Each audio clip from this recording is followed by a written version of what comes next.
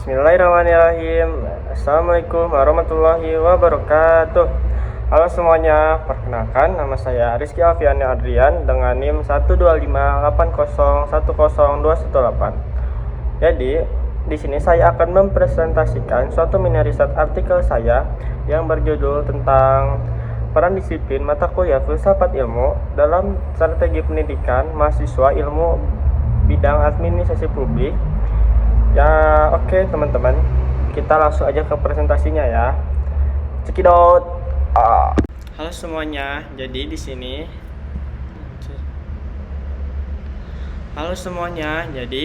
saya akan menjelaskan kembali tentang judul artikel yang saya ambil, yaitu tentang peran disiplin mata kuliah ilmu filsafat dalam strategi pendidikan untuk mahasiswa bidang ilmu administrasi publik. Nah, artikel ini ditulis oleh Henry Suwatsono dan saya juga mengucapkan terima kasih kepada teman-teman yang sudah menonton video ini, dan saya juga mengucapkan terima kasih kepada Bu Aditya Nuraini SAP MAP sebagai dosen pengampu mata kuliah filsafat ilmu pada jurusan administrasi publik di UIN Sunan Gunung Jati Bandung. Oke teman-teman, kita langsung saja ke presentasinya ya.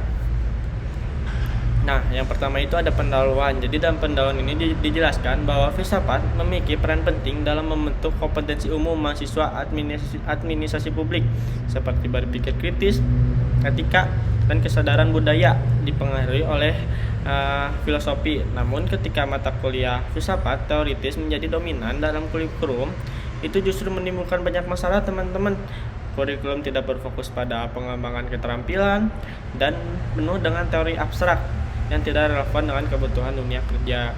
Nah, jadi di sini juga aku sebelumnya bakal ngejelasin apa sih filsafat teoritis. Jadi dalam filsafat ilmu itu ada dua bidang ilmu. Yang pertama itu ada filsafat teoritis dan yang kedua itu ada filsafat praktis.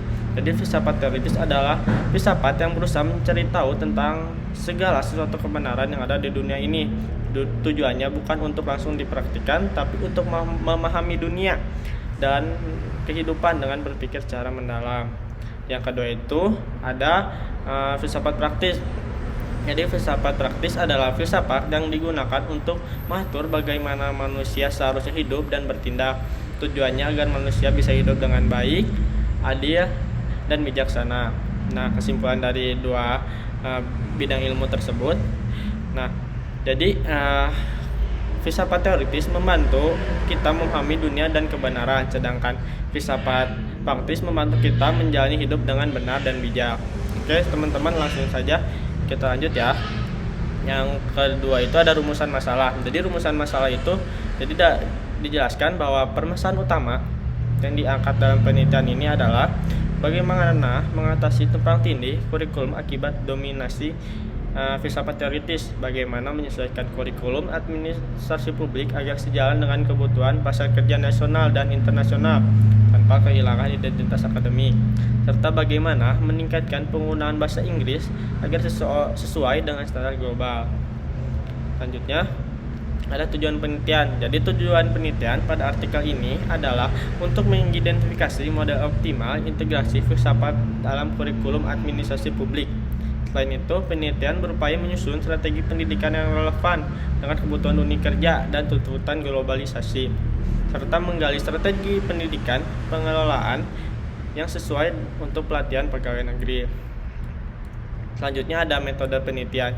Jadi dalam artikel ini ada 4 metode penelitian teman-teman.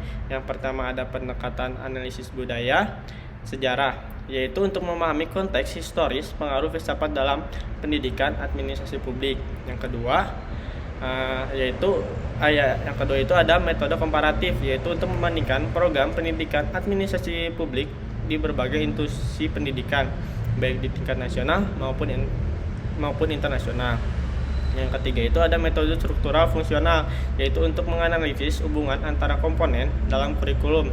Yang keempat itu ada evaluasi ahli, yaitu dilakukan guna memperoleh masukan dari pakar agar model yang diusulkan relevan dan efektif dalam menjawab kebutuhan dunia kerja. Selanjutnya ada hasil dan pembahasan. Jadi dijelaskan di sini bahwa hasil penelitian menunjukkan adanya 3 masalah utama, yaitu kurikulum terlalu penuh dengan filsafat tradisional yang abstrak, ya tidak ada hubungan antara kemampuan akademik dengan kebutuhan pasar kerja. Dan yang terakhir itu kurangnya penggunaan bahasa Inggris dalam pengajaran inti logika aplikatif, studi budaya, dan ilmu politik terapan adalah 3 kelompok studi yang diintegrasikan dalam penelitian ini untuk mengatasi masalah ini.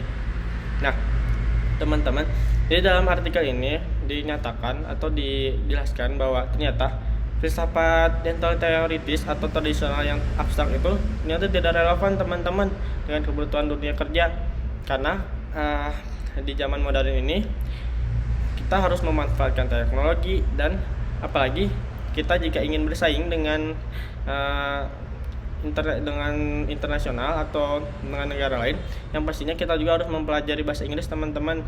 Nah, jadi dalam artikel ini ditegaskan bahwa selain kita belajar filsafat atau yang teoritis, tapi kita juga harus menyisikan dengan atau kita harus memasuki yaitu pembelajaran bahasa Inggris. Seperti itu teman-teman. Yang terakhir itu ada rekomendasi. Jadi rekomendasi untuk artikel ini itu pendekatan filsafat yang lebih kontekstual dan aplikatif daripada teoritis harus digunakan saat mengorganisir kembali kurikulum. Penguatan penggunaan bahasa Inggris dalam kelas menjadi kunci penting dalam mempersiapkan mahasiswa administrasi publik untuk menghadapi tantangan global. Selain itu, meningkatkan kemampuan umum mahasiswa seperti berpikir kritis, komunikasi lintas budaya, dan etika profesional akan meningkatkan daya saing lulusan di tingkat internasional. Mungkin teman-teman sekian dari saya. Terima kasih kepada teman-teman yang sudah menonton video ini. Maaf bila ada salah kata atau salah penyampaian atau ada penyampaian yang kurang. Saya meminta maaf. Oleh karena itu, sekian dari saya. Wassalamualaikum warahmatullahi wabarakatuh.